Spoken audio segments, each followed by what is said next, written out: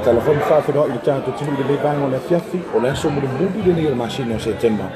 Tau sanga ruafis fu mulu baru whawhiri atu tupu me le tātou tu ui ona tūranga whaare pulupina sa mua ni mo penga te whailangi so se tawha o le lalangi. Wa pena maua me tātou whaasaralonga ma tātou kalama I e pena I the PM Voice Samoa Got Talent. Yeah, the Usos. Yes, the General. Material, my brother man. Ata se maruso ya tari mari a fua te tu sa maula to ona ni. Se yuli fotonu loa Victor Elizaro, Mr. Material, yes, the General. Tato live, like, love, and share. So ata masima ata. Share kuska kua miu. Iling me mo peno veatu. Pe te fia de palemia, pe te de fia palemia. Awal me tātou mana tua manga sa moa whaaloalo I tini uma whamiri fi au I suke wiso. O le tāna le leo lo te maua lalo ma le fi au lo te munwood. Anga nuko sa moa o le whaaloalo mo singa waka musti maaka. E le wapea o a mea o ai e sa o se tau te wiso e na mea pau me tātou mo se le ponga ata wha uma whangi masinga ma tātou lai masani wha tālo whātou whawhiri atu tātou wanga le tala noa mai I nari ne te steto alu wika. Ya miseri tu sama ni. Oleh fuga mai arfa mo salo tu ya ele ayo le mafui. Ya inai Christchurch pe na mafuta tu fu ile talenga ya iva siale. DJ Ons Brothers e mo fafifina le tanto tunu na fu tu le tunu ni sila. Maluso ya king e masutsan fa tu mulia. Ma tanga ofira no winga. Ai ni suta ingo vai ngo fafifianga I galo Christchurch. Longo sa o mai te au tato local artist on also tai there tulanga penelete tu al DJ Ons Brothers talenga ya iva siale ona tato so tai na ia mo fafifianga tono le High City au le ta pena te mita mupo to tato kalama e tono na tono Australia po de peteu a Magical Coast e po Melbourne ta lia so tai ngam le talenga fu ya Asia tapio ni lo po November ke ka ko felo I lo me tu ya alo ta pena me au fesidi se ka ko po fesidi ane Patar mat Samoa lau mo mai o ko kalam lau nei minute mal palemia ya mol silfia fatal fatu pa ia man malu so tatu atunu lo ma chamai pen failang to fine ya sui e va pele pa ia man malu le tua va ya ku wa filosofi mai du ya maro so ko man langi ma ia o ko kalam lau nei ya sa ta ya o le minute mal palemia ya fatal fatu lo tio ngal ta ia tunu ya yo tolanga faalu peina ya te lola ata se lo ta po kalame ona le umisita taimi le vai ko e yo ku ku ngo o le fia ar sa ngal opo ale totono a mele wo ya pe yedi o la fi o ku mo o fatalo fatu fa fonga ta po e sa mo Tato ko kalama au fai sili foi que sili au li pa wal me au nga mo sua per nga mo sua mo popo ya siapa ku yin mai ngal na fa fi lo ye di le kemba man fa fi lo tu so ya Mr. Sexy Guy DJ Alex Alex to Samoa, the #1 sexy DJ in Samoa. So yeah, the sexy. Ini kau pe. Te lola tau lo tato kalame la usio mata tai lo tunu. Tafsiri mo le la usio mata tai lo tunu. Wa. Lo mai tau wina pe le tunu. Wa. Pe ona pole na sui an tai mi sa mo sa fa pula. Lau swinga ako sa lewe kang mo mimilo na lang ko ile isa ko ka ko fika ya daw ko mi long ngol me ko ile ka fa sa ngol e ko ai tai po le aya mana to fo e sa mo le tu fa fa love to tele di loia na la tu te mo fai solo te e merne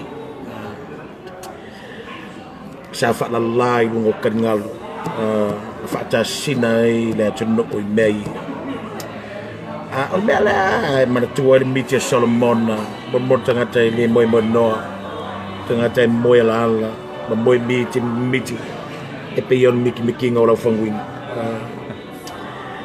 e ta sia au nga mar fa mo ma fo fa wo te ta ir malo ne ia va pegar la fo mai kupe Wa pula tele o tātou saunga mea whai. Pa wale ole mea tātou te popole iai, ina ni te pune mo mea o whale mo kesi kupe a vaenga lei o pa pula loka na tō fuafuanga. Ono tātou maliwi a whai mo mea whai paipong. A lana winga, al mafu angare na lai on patino ina melo sui al vale watch. Ele fa pea nga wa kungu malu ma kungu e kafe i mon mol volcano. E wala la volcano ai o. Ma ke ya woli molo ai o ne fu wa fe for tsunami o di si va nga. Ono le mana tu naturally al mena.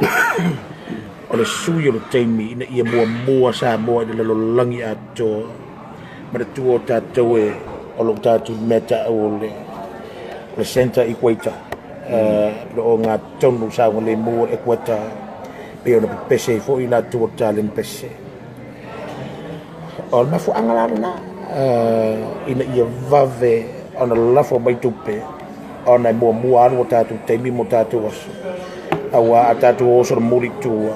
Ole material le manao ia te ta il mala e koutu luma au ani tātou wo fa aptafa. Nga umira la. Mala ka ko mol mel fakio. Ani ola ka lo fa kafa. Ke pe mor ka fu. E lo wa sisi ngol fu au final line out. Au kirpor. Mala na rin titiro mamau te ta il malo. Ni sui de temi. Pe malu pe mafanfan. I vave na mawon tātou sa o ngā mo whai paiponga isi maisi o whaiso. Ia re nāua tali manino le tamala tru e tu sai fo I malusili. Le na tu ina mai lungo pena whai langi proklami le sa o mawai. Lau whio te taira tunu. O sui le whai a o ngā ale manu sa. Sau noanga o le ua Fai asi tele o fai tionga le mai lungo le pena te fai langi. A me se foi o le vā whaata malaka pima. Ona o le sui o le fionga ia titi maia po o fui mono. Sa avea I makouta o le tatou manusamos. Sau noa lau fionga taitai o le tunu ui le tula. Fesiri tonu al na opo pole ia. Ina ni sau ngā mo sua. Al melena o te refi tali melena e iai la tu te tali na e fisidi na mana to fo I o mai ona fata o tole ala fu al malo I to finga tau ave ma tiu te tangata la vaia al melena e tali e whanu mawaenga al melena o umma ona tu watu Corona to finga le na wal mela o kamale titi mai skanga ka em kokia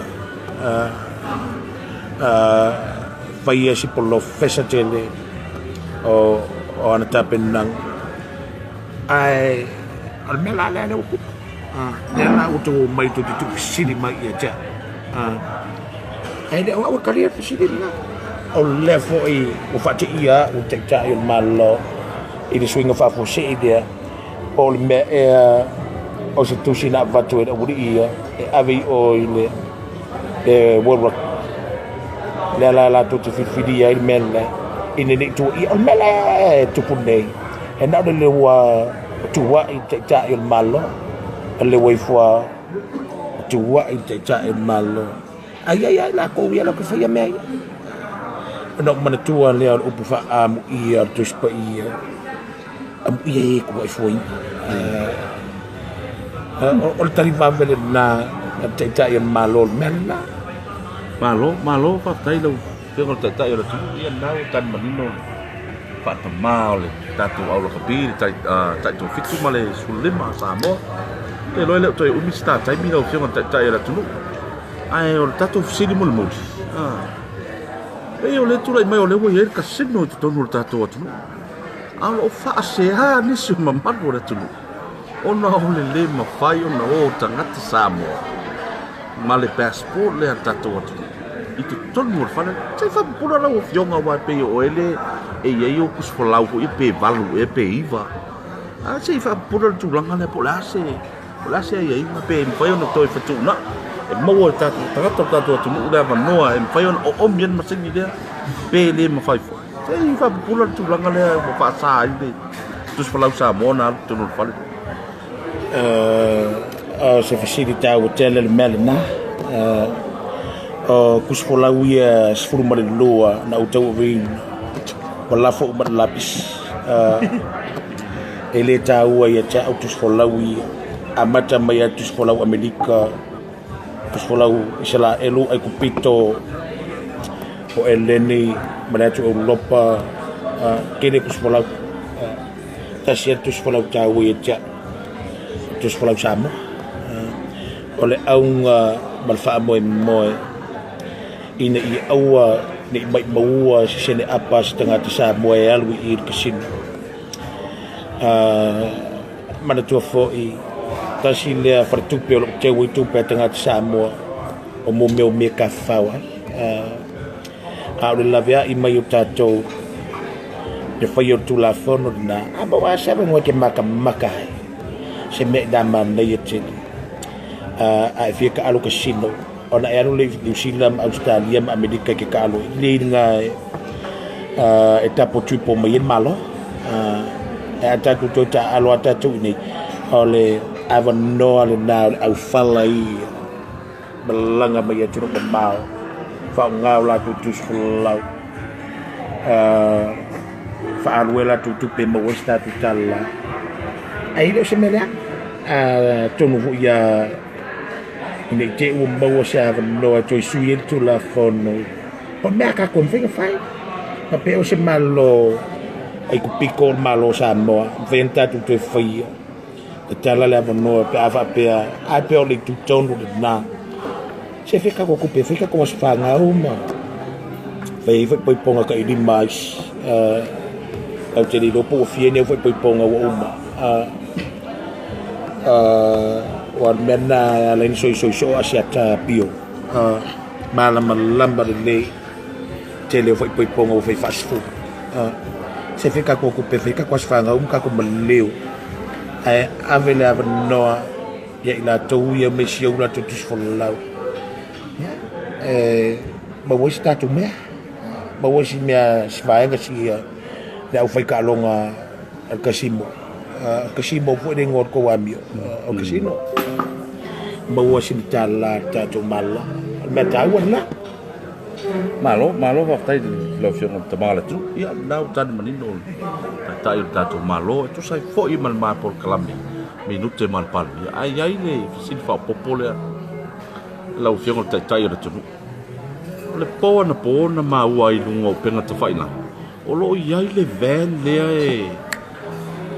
le wa mata na to ya e mai le me le ole vende na pu e mai le na fa sau no le wo to a mata na to pikina fa na tenne po ole sa no lo fio mai le tu langa le ma le ven pa pa ole description le na mai ven pa to si le mo ngal piko na a le wa maka nga ko yo ma piki ka mai ke ngi ki mo na wa sa no lo fio mai tai da tu no tu ai na tata ni mana tua fo le upo le tu no ole Boy mo no man la fala le aida al ma tui man ma ngau le foi woto ya e mai me mo do business on me foi le mo watu pe si va nga na a ta wana o ta to fana o mona la sene fa nga ta ya tanga kai mo dia mai o la fanga la sene nga fanga pa o ka valen se me mana yiti ele e fo kuala fanga le senge ke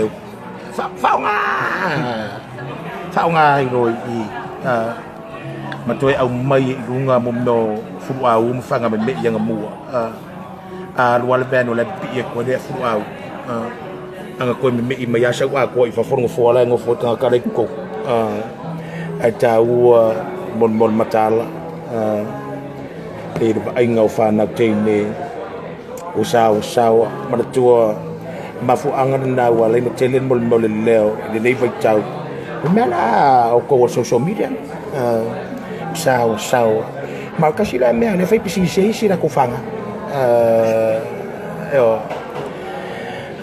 ale matala la tato o se pisi ni si tau amata na banga au la me fe ka ko le faunga tau tato fanai o mona le sene fangai mo pusi mo pua ava ia lo le venenga enga ma fo la yo pusi pua mal mon menga ku ro ia fa file mo la ko vengi wa le kasi se ving pai